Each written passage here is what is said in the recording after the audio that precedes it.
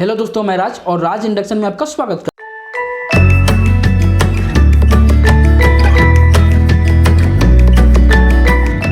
हूं। दोस्तों आज है संडे और आपका क्वेश्चन के लिए है दोस्तों मैं आंसर। दोस्तों आपको जानकारी के लिए बताया तो अगर इंडक्शन से रिलेटेड कुछ भी पूछना चाहते हो तो इस वीडियो के कमेंट में आप मेरे से क्वेश्चन करके पूछ सकते हो। ओके, तो दोस्तों वीडियो को शुरू करते हैं। सबसे पहले मेरे पास एक क्वेश्चन है कि Whirlpool magic cook duplex 20V2 model 820 plus 7805 volt high low 3 volt fan running और 3904 1618 वोल्ट बजर ठीक है। बजर बहुत मेटल सेंस नहीं कर रहा है, E0 शो कर रहा है, प्लीज़ प्रॉब्लम बताइए।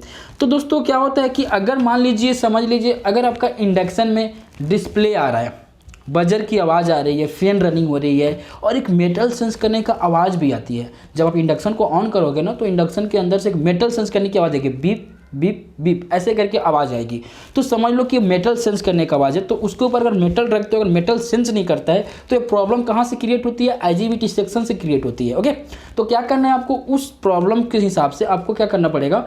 IGBT सेक्शन में होता है कभी कभी IGBT को भी चेंज करके देखना पड़ता है, उसको बाहर निकालो, मल्टीमीटर से गेट, एमीटर और कलेक्टर तीनों पिन को अच्छे से टेस्टिंग करो। ओके, उसके बाद दोस्तों अगर वो सही रहेगा तो उसके बाद सप्लाई चेक करो, IGBT कलेक्टर पे वोल्टेज चेक करो, दोनों कॉइल का जो पल्स होता है, ड्राइव पल्स जो माइक्रो कंट्रोल IC के 2 पिन पे जाती है, उसको भी आपको चेक करना बहुत इंपॉर्टेंट है। ओके, फिर एक क्वेश्चन की तरफ बढ़ते हैं दोस्तों कि राज की सर नमस्ते, डाटा क्लॉक एंड STB में कितना वोल्ट आना चाहिए?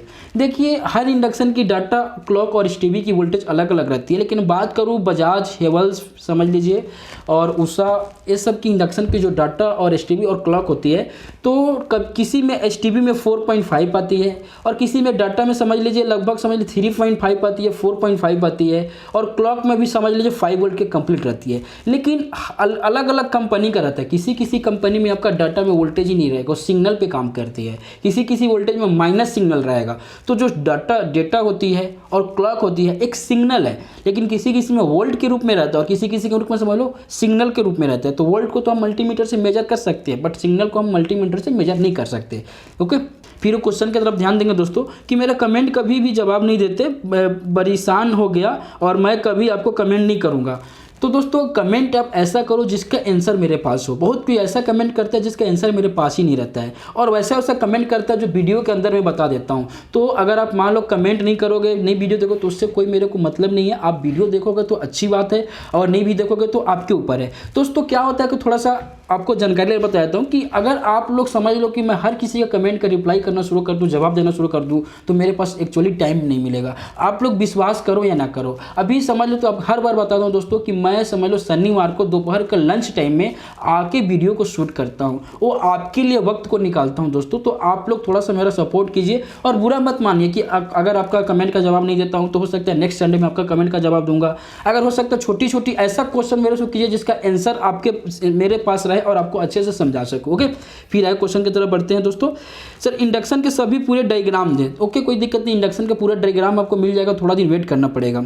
फिर एक क्वेश्चन की तरफ, सर मेरे पास इंफ्रारेड कुकटॉप है, वोल्टेज कम ज़्यादा नहीं हो पा रहा है और डायरेक्ट हो चुका है, उसका क्या कारण है? तो वोल्टेज कम ज़्यादा नहीं होता, वाट को कम ज़्यादा करते हैं, वोल्टेज को नहीं। तो इंफ्रारेड इंडक्शन है, अगर आपका इंडक्शन टच पैड में होता है तो वहाँ पे समझ लो प्लस करने का नहीं, वाटेज को बढ़ाने का और वाटेज को डाउन करने का वहाँ पे ऑप्शन दिया रहता है। अगर वो काम नहीं कर रहा तो डिस्प्ले कंट्रोल की प्रॉब्लम होती है, तो आप वहाँ पे चेक करो, उसमें कोई ना कोई ट्रैक कटा होगा या हो सकता है वहाँ पे जो सिग्नल के लिए आपका 41-47 का डायोड लगा रहता है, 10K का रजिस्टेंस लगा रहता है, 104 का PF लगा रहता है, सब कंपोनेंट को आपको चेक करना पड़ेगा। ओके, फिर एक क्वेश्चन, हेलो राज भाई, इंडक्शन में हाई वोल्टेज और लो वोल्टेज के लिए रजिस्टेंस किधर और कितना लगता है? आप उसके ऊपर एक वीडियो बनाइए।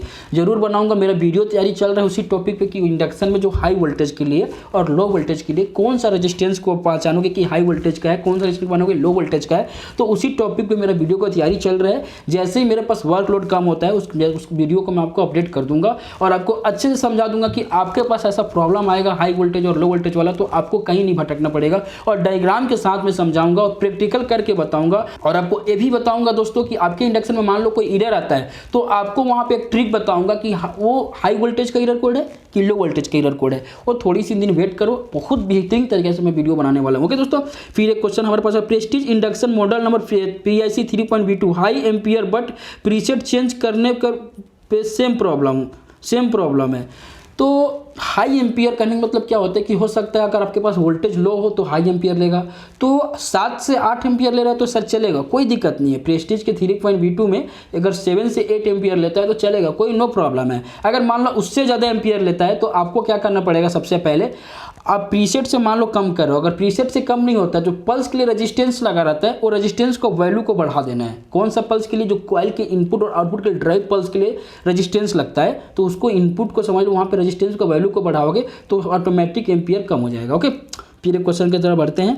राज भाई आप व्हाट्सअप ग्रुप के बना दो, उस ग्रुप में जितने भी टेक्नीशियन हैं जो आपके एक बल्कि IGBT मंगवाते हैं वो सब टेक्नीशियन भाई को ऐड कर लो, ऐसे में ग्रुप का फायदा भी होगा और आपका कभी कभी कोई मेंबर प्रॉब्लम सोल्यूशन मिलता है तो हम अपने ग्रुप में शेयर करते हैं। अगर हमें कोई प्रॉब्लम, देखिए दोस्तों आप लोग ऐसा बोलते हो व्हाट्सएप ग्रुप बना दूँ, तो आप लोग को लगता है कि मैं दिन भर मोबाइल को पकड़ के रखता हूँ, ऐसा नहीं है। हमारे पास इतने सारे समझ लो काम रहते हैं। सुबह अगर 10 बजे अपने शॉप पे जाऊँगा तो रात को मैं 10:30-11 बजे आता हूँ, तो उस टाइम में अगर मैं मोबाइल को हाथ में पकड़ने के लिए समय भी नहीं मिलता, क्योंकि मेरा जो मार्केट में शॉप है ना वो मेन मार्केट में है। अगर बहुत कोई तो हमारे शॉप पर आया भी हुआ है जो आसपास को, उनको पता होगा, क्योंकि कभी भी मेरा काउंटर कस्टमर से खाली नहीं रहता है। तो कोई भी हमको व्हाट्सएप ग्रुप में अगर मान लो प्रॉब्लम पूछता है तो मैं रिप्लाई नहीं करूंगा तो उन लोग को बुरा लगेगा, तो उसके लिए नहीं, उसके लिए मैं कभी नहीं कर सकता। दोस्तों आपको जो भी पूछना है तो कमेंट बॉक्स में पूछिए, संडे कमेंट बॉक्स में, उसमें आपको रिप्लाई करने की मैं जरूर कोशिश करूंगा। ओके, फिर एक क्वेश्चन को थोड़ा ध्यान देंगे और एक बहुत प्रॉब्लम आता है और आप लोग भी उसको थोड़ा फोकस करेंगे। सर चाइना किट में IGBT के नीचे रेजिस्टेंस लगा है, जल गया है, उसके वैल्यू कैसे पता करें? तो सबसे पहले आपको यहाँ पे बता देता हूँ कि मान लो कि अगर IGBT के नीचे में रेजिस्टेंस जल जाता है, कब जलता है? जब IGBT आपका बर्न हो जाता है उसके बाद रेजिस्टेंस जल जाता है। तो रेजिस्टेंस को सबसे पहले पहचानो कि रेजिस्टेंस कहाँ के पिन पे लगा है, यानी समझ लो कौन से पॉइंट पे लगा है।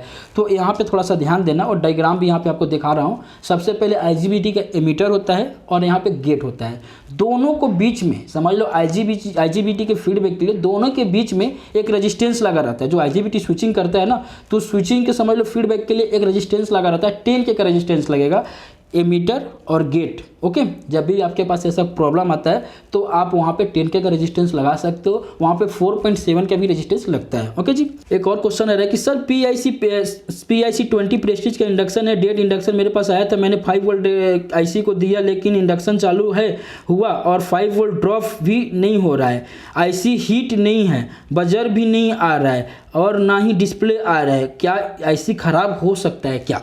तो सबसे पहले आप 5 वोल्ट दिए हो तो उसको कंफर्म कर लो। आप 5 वोल्ट जब भी देते हो तो ग्राउंड में और 5 वोल्ट में दे दो।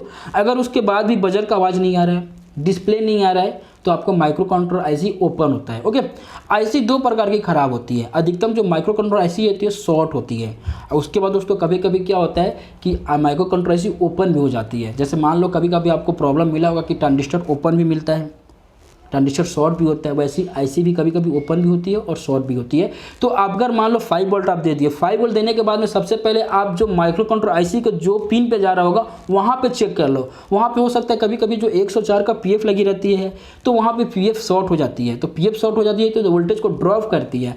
तो कभी कभी आप सीधे जहाँ माइक्रो कंट्रोलर IC का जो पिन पे 5 वोल्ट जा रहा होगा वहाँ पे देख दिया करो और आसपास के PF को एक बार चेक कर लिए करो। ओके, फिर क्वेश्चन की तरफ बढ़ते हैं। सर कोई भी इंडक्शन में ज़्यादा एम्पियर ले तो कम कैसे करें? आपने एक वीडियो में बोला था कि एक वीडियो बनाऊंगा तो प्लीज़ बनाइए। तो दोस्तों आप यहाँ पे ध्यान देंगे, मेरे वो प्रॉब्लम जो बहुत कम आता है मेरे पास, अगर आएगा तो मैं उसका वीडियो शूट करूँगा। अगर मान लो नहीं आता है कुछ दिन तक तो मैं उसको प्रॉब्लम को क्रिएट करूँगा, उसके बाद आपको बताऊँगा।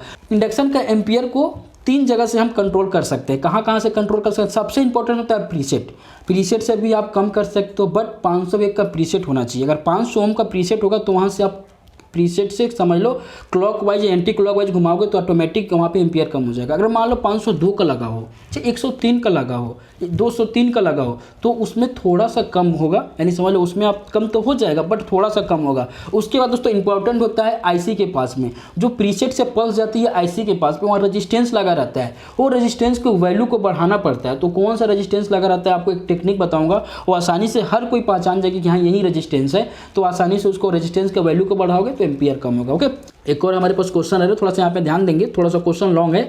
राज सर इंडक्शन हीट सा होता है फिर हीट नहीं होता है, फिर होता है फिर नहीं होता है। मैंने आपकी एक वीडियो देखा था जिसमें आपने कहा था कि 500 वाला प्रीसेट PCB में ये प्रॉब्लम IC का भी क्या इस बारे में प्लीज़ रिप्लाई करें। इसमें भी 501 का प्रीसेट है जो कि मैंने उसके शॉर्ट कर के भी देखा हूँ, भी प्रॉब्लम क्या है। तो सबसे पहले जो मेथड होती है वो हर इंडक्शन की मेथड सेम नहीं होती है। सिद्धांत तो एक है लेकिन मेथड सेम नहीं है। आपको सबसे पहले कौन सी कंपनी का और कौन सा मॉडल है, कुछ कंपनी और कुछ मॉडल में 501 का प्रीसेट लगा रहता है, बट आप प्रीसेट को मान लो बाईपास करते हो तो काम नहीं करेगा वहाँ पे।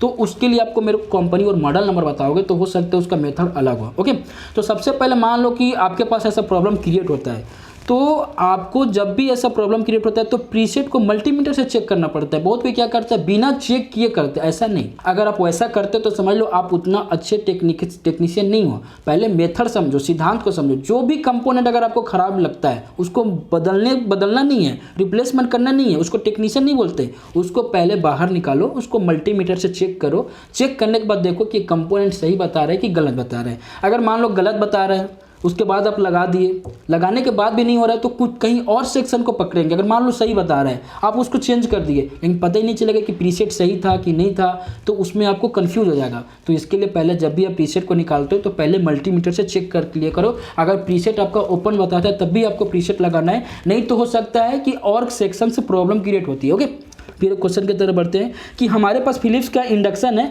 15 और 16 नंबर पिन पे 2.5 वोल्ट सप्लाई है लेकिन E9 का एरर कोड आ रहा है।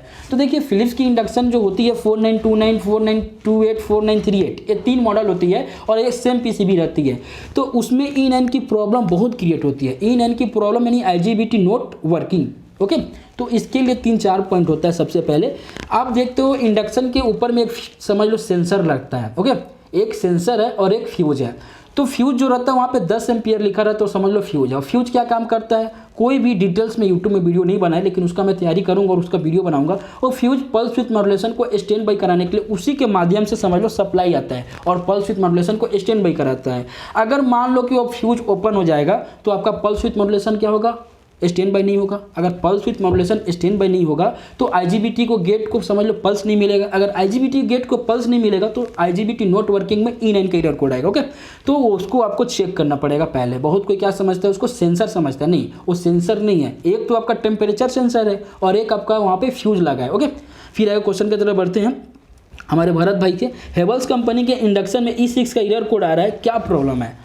तो E6 का एरर कोड जो आता है हेवल्स कंपनी के इंडक्शन में तो आपको वहाँ पे सब बताना पड़ेगा कि जो IC है वो 16 पिन का है कि समझ लो 20 पिन का है। पहले का जो मॉडल में आता था वो 20 पिन की IC में आती थी, आज का जो मॉडल आता है वो 16 पिन की IC। लेकिन इतना आपको बता देता हूँ कि अगर हेवल्स, बजाज 7, ऊषा, अगर इस सब कंपनी के इंडक्शन में अगर E6 आता है तो 99% तो बोल सकता हूँ मेरा जितना अनुभव है कि माइक्रो कंट्रोलर IC की प्रॉब्लम आती है। ओके, या आपको सेंसर शॉर्ट होती है। पहले आप सेंसर पे 3 से 5 वोल्ट चेक कर लिया करो। कौन सा सेंसर पे, IGBT सेंसर पे। उसके बाद भी अगर प्रॉब्लम सही वहाँ पे नहीं होता है तो आपको एक बार IC को रिप्लेसमेंट करके देखना पड़ेगा। ओके, यहाँ पे क्वेश्चन और आ रहा है मेरे पास कि भैया IGBT के नीचे सेंसर डायोड वैल्यू कितना है, प्लीज टेल मी। तो सबसे पहले आपको बता दूं कि इंडक्शन के अंदर में समझ लो जो सेंसर लगी रहती है IGBT के पास में लगी रहती है, क्वाइल सेंसर यानी टॉप सेंसर में लगी रहती है। किसी कंपनी में टॉप सेंसर में 2 लगी रहती है, अधिकतम सिंगल आती है। ओके दोस्तों, दोनों का मेथड सेम है, दोनों का वर्किंग सेम है। ओके, अगर दोनों की वैल्यू भी सेम है और दोनों का काम एक जैसा है तो सबसे पहले इसको चेक कैसे करते हैं। देखिए, अगर आपको बता दूं कि नॉर्मली उसको चेक करने के लिए आपने मल्टीमीटर को रेजिस्टेंस के मोड में रखना है और उसकी रेजिस्टेंस की जो वैल्यू रहती है नॉर्मल डिग्री पे, 25 डिग्री की बात करें नॉर्मल डिग्री पे रेजिस्टेंस की वैल्यू 70 से 80 के शो करेगी। लेकिन वो कंपनी जो कंपोनेंट बनाती है वो कंपनी का दावा है कि 100 की वैल्यू शो करती है। ऐसा नहीं है, आप अगर मल्टीमीटर चेक करोगे तो 70 से 80, 90, 100 की रेजिस्टेंस शो कर सकती है। ओके, अगर उसकी क्या होता है दोस्तों, उसको ऐसे चेक करते हैं। और एक चेक करने का और मेथड आता है कि उसके ऊपर आप टेम्परेचर रखोगे तो रेजिस्टेंस की वैल्यू कम होती है। जितना टेम्परेचर उसके ऊपर पड़ेगा, जितने उसके अंदर में टेम्परेचर कंज्यूम होगा उतना रेजिस्टेंस की वैल्यू कम होती जाती है। एक प्रकार को थर्मिस्टर है। ओके, तो उसको वैसे मेथड से चेक करते हैं। इस टॉपिक पे वीडियो जरूर बनाऊंगा मैं। ओके, फिर एक क्वेश्चन आ रहा है कि सर E3 का एरर कोड आ रहा है 15 मिनट में। तो E3 का एरर कोड आ रहा है 15 मिनट में, तो आपका टॉप सेंसर की प्रॉब्लम है। ओके, फिर एक क्वेश्चन आ रहा है कि सर 5 वोल्ट सही आ रहा है लेकिन डिस्प्ले में ब्लिंकिंग होता है, चालू नहीं हो रहा है, ऐसा क्यों। तो अगर 5 वोल्ट सही बन पा रहा है तो सबसे पहले आप 5 वोल्ट कहाँ चेक करो, डिस्प्ले IC में चेक करो। डिस्प्ले IC 1668 होगा 16-2800 का दोनों का डेटा शीट हमारे समझ लीजिए यहाँ पे नीचे में लिंक दे दिया हूँ, वहाँ पे आप जाके डेटा शीट को नोट कर सकते हो। उसके बाद दोस्तों वहाँ पे डिस्प्ले आईसी में 5 वोल्ट जब चेक करने के बाद भी अगर होता है ऐसा, तो सबसे पहले डिस्प्ले में समझ लो क्या होता है कि 104 का पीएफ लगा रहता है, अगर वो भी कमजोर हो जाता है तो वहाँ पे ब्लिकिंग करता है, तो वहाँ पे आप प्रॉब्लम को जाके बना सकते हो, रिपेयर कर सकते हो। ओके, फिर एक क्वेश्चन आ रहा है कि मेरे पास सर मेरा सवाल का पूरा जवाब नहीं मिला, मैंने पूछा था कि मेरा समर कूल का इंडक्शन है 1600 और 1800 पर करते हैं तो IGBT उड़ जाता है, मैंने 1200 वाट और 400 वोल्ट का कैपेसिटर चेंज कर दिया, पल्स विथ मॉड्यूलेशन को सही किया, किडली उसमें भी ब्रिज उड़ जाता है, काली रिपेयर करने के बाद भी प्रॉब्लम आया। यहाँ पे थोड़ा सा ध्यान देंगे सबसे पहले, और सब कुछ समझने की कोशिश करेंगे। यहाँ पे देखिए सबसे पहले आपका जो इंडक्शन का चलने का सबसे पहले जब आपका इंडक्शन है 1600 वाट और 1800 वाट पे IGBT उड़ रहा है, नॉर्मली आप बोल रहे हो समझ लो कि कम में नहीं उड़ रहा होगा, तो वहाँ पे सबसे पहले क्या होता है कि जितना वाट वहाँ पे कंज्यूम करेगा उतना एम्पियर ज़्यादा लेगा। तो आप मार्केट वाला अगर मान लो IGBT लगाओगे तो हाई एम्पियर में नहीं चल पाता है, वो हाई एम्पियर में स्विचिंग करेगा पट से उड़ जाएगा। तो आपको कोई पुराना PCB से निकाल के IGBT लगाओ, IGBT लगाने मान लो ओरिजिनल लगा लो तभी भी उड़ रहा है, तो आपको वहाँ पे PCB अनबैलेंस है, उसको बैलेंस करने के लिए कॉइल का जो इनपुट और आउटपुट ड्राइव पल्स के लिए रेजिस्टेंस लगा रहता है उसको चेक करो।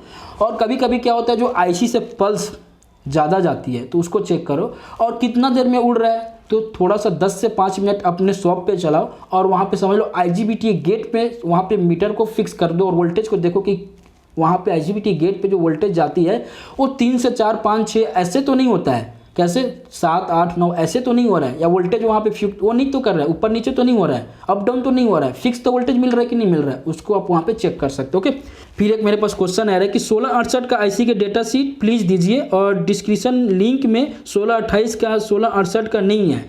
तो सबसे पहले आपको बता देता हूँ कि अगर आप डेटा शीट लेना चाहते हो तो कुछ नहीं करना पड़ेगा, या इंडक्शन का कंपोनेंट लेना चाहते हो तो आपको कुछ नहीं करना पड़ेगा, गूगल में जाना है, वहाँ पे raginduction.com को सर्च करोगे तो वहाँ पे हमारा वेबसाइट खुलेगा। वेबसाइट में आपको 2 ऑप्शन आएगा, शॉप नेम आएगा और आर्टिकल का आएगा। आर्टिकल में जाओगे तो वहाँ पे 1668 और 1628 का डेटा शीट मिल जाएगा। अगर मान लो वहाँ पे शॉप नेम में जाओगे तो जितने सारे इंडक्शन के कंपोनेंट मेरे पास अवेलेबल है वहाँ से आप देख सकते हो, और ऑर्डर करने के लिए मेरे को बिल सेंड कर सकते हो व्हाट्सअप पे बना के।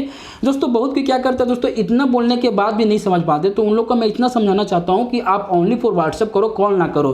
तो मैंने बहुत थक चुका हूं, बहुत किसी को समझा चुका हूं, ऐसा लग रहा है कि कुछ दिन के बाद मेरे को नंबर बंद करना पड़ेगा, दूसरा सिम कार्ड लेना पड़ेगा, क्योंकि मैं परेशान हो चुका हूं मोबाइल नंबर से, क्योंकि बोलने के बाद भी लोग नहीं समझ पा रहे। ओके, फिर क्वेश्चन की तरफ बढ़ते हैं। राज भैया एक इंडक्शन है जिसमें 80-12 IC लगा है, शॉर्ट हो जाता है, क्या करना पड़ेगा प्लीज़ बताइए। 80-12 यानी समझ लो पावर IC है, अगर मान लो 80-12 IC शॉर्ट हो जा रहा है तो वहाँ पे SMPS को चेक करो। SMPS चेक करने के बाद में सबसे पहले 450 वोल्ट कैपेसिटर को चेक करो, उसके बाद भी अगर नहीं होता है तो वहाँ पे आपको वाइपर वाला IC ले लो और वहाँ पे ऐड कर दो। ओके, तो दोस्तों आज का वीडियो यहीं पे समाप्त होता है। और दोस्तों आपको हाथ जोड़ के विनती कर रहा हूँ कि जिनको मान लो कमेंट बॉक्स का रिप्लाई नहीं मिल पाता है तो उनको बुरा मत मानिएगा, क्योंकि मैं बता देता हूँ कि पहले से शुरू जब मैं कमेंट बॉक्स का शुरू किया था उस समय 4 से 5-10 लोग आते थे, अब 200-300 लोग का कमेंट आने लगता है, तो उतना रिप्लाई करना मेरे लिए बहुत मुश्किल है। अगर मैं पूरी वीडियो कंप्लीट बनाऊँ तो 6 से 7 घंटे का वीडियो हो जाएगा, और उतने टाइम भी नहीं है, और वीडियो समझ लो 6-7 घंटे का अपलोड करने में मेरे को 4-5 दिन लग जाएंगे।